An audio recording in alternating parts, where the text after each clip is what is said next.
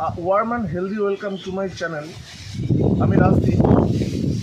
আজকের টপিকটা গাছ পোতা বা গাছ লাগানো, গাছের পরিচর্যা নয়, গাছকে একটু অন্য রকমভাবে চেনা। গাছকে আমরা একটু অন্য রকমভাবে চিনব।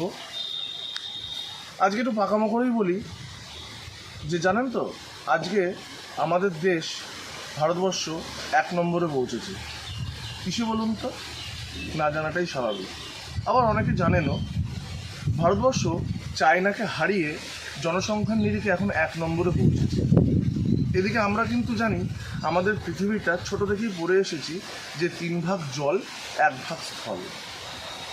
তো সেই স্থলগুলোতে এত জনসংখ্যা বাড়লে, এত জনসংখ্যা যদি বাড়তে শুরু করে, ওই 1 ভাগের মধ্যে ভারতবর্ষের তো কিছুটা পড়ে যায়।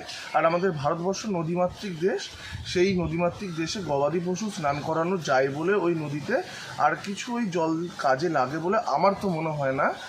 কারণ যেভাবে জলদূষণ, পরিবেশ দূষণ, সব কিছু দূষণ বাড়তে শুরু করেছে, গ্লোবাল ওয়ার্মিংয়ের এফেক্ট তো আমরা অলরেডি বুঝতে শুরু করেছি 2024-এ, এরপর আরও বুঝবো। তাই গাছের প্রতি ভালোবাসা এবং গাছ লাগানোর প্রতি ভালোবাসা না জন্মালে এই পৃথিবীটা কিন্তু আস্তে আস্তে শেষ হয়ে যাবে। গাছ কী কী লাগে? গাছ থেকে শুধু যে আমরা ফল, সবজি, খাবার ইত্যাদি পাই তাই নয়, গাছ থেকে আমরা মূলত যে প্রধান জিনিসটা পাই সেটা অক্সিজেন। সেই অক্সিজেনের কিন্তু ঘাটতি হচ্ছে এবং পরিবেশে কার্বন ডাইঅক্সাইডের মাত্রা আস্তে আস্তে বাড়তে শুরু করেছে। আমরা এখানকার মানুষজনও মাঝে মাঝেই খুব অল্প পরিমাণে হলেও ভূমিকম্পের পূর্বাভাস পাই। এর কারণ হলো কিন্তু গাছ কাটা।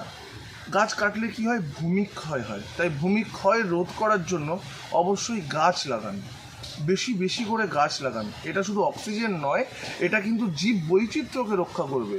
যেমন একটা গাছ বহু পশু পাখির কিন্তু আবাসস্থল, তাই তাদেরকে বিলুপ্ত প্রায় না করে দিয়ে, জীব বৈচিত্র্যকে না নষ্ট করে, জোড়হাত করে সবাইকে বলছি গাছ লাগান, গাছকে ভালোবাসুন। আর আমার মনে হয় ম্যান্ডেটারি হওয়া উচিত প্রত্যেককে বছরে অন্তত 2টো করে গাছ লাগানো উচিত। একটি গাছ কাটলে বা কাটার দরকার পড়লে 2টো গাছ লাগিয়ে এবং সেটাকে সঠিক যত্ন করে বাড়িয়ে তোলা উচিত। এরকমটা যদি না করা হয়, আর কিছুদিন পর মানুষ সবচেয়ে বুদ্ধিজীবী প্রাণী হিসাবে যে গণ্য হতো, সেটা না হয়ে কী হবে? যে বুদ্ধিহীন প্রাণী হিসেবে মানুষকে রিজার্ভ করে রাখা হবে, এটাই হবে। আর এই গরমের দাবদাহে এসি লাগাচ্ছেন, খুব ভালো কথা। এসি লাগিয়ে কিন্তু আখেরে নিজের পায়ে নিজেই কুড়ুল মারছেন। তাই এসি না লাগিয়ে, বা এসি লাগালেও আপনারা চেষ্টা করুন প্রত্যেকে 2 থেকে 3টে গাছ এই বর্ষায় লাগানো।